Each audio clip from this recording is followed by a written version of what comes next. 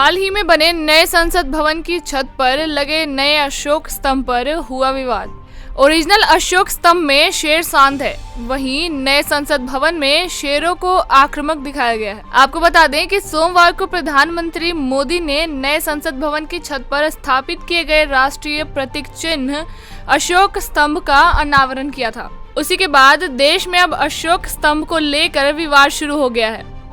विपक्षी दल ने आरोप लगाए हैं कि केंद्र सरकार ने अशोक स्तंभ से छेड़छाड़ की है।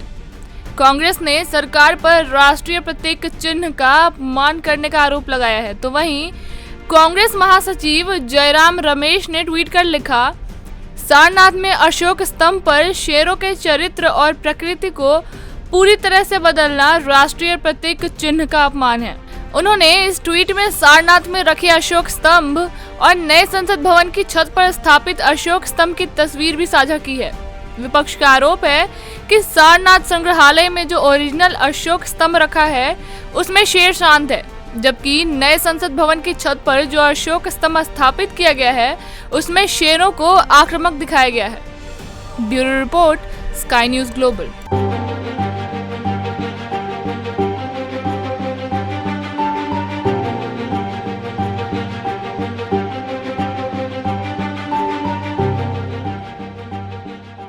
हाल ही में बने नए संसद भवन की छत पर लगे नए अशोक स्तंभ पर हुआ विवाद। ओरिजिनल अशोक स्तंभ में शेर शांत है, वहीं नए संसद भवन में शेरों को आक्रामक दिखाया गया है। आपको बता दें कि सोमवार को प्रधानमंत्री मोदी ने नए संसद भवन की छत पर स्थापित किए गए राष्ट्रीय प्रतीक चिन्ह अशोक स्तंभ का अनावरण किया था। उसी के बाद देश में अब अशोक स्तंभ को लेकर विवाद शुरू हो गया है।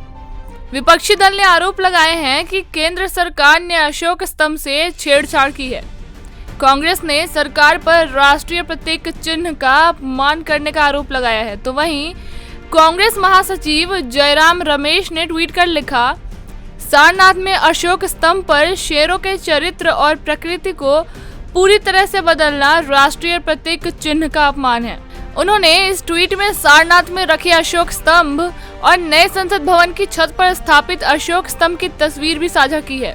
विपक्ष का आरोप है कि सारनाथ संग्रहालय में जो ओरिजिनल अशोक स्तंभ रखा है उसमें शेर शांत है, जबकि नए संसद भवन की छत पर जो अशोक स्तंभ स्थापित किया गया है उसमें शेरों को आक्रामक दिखाया गया है।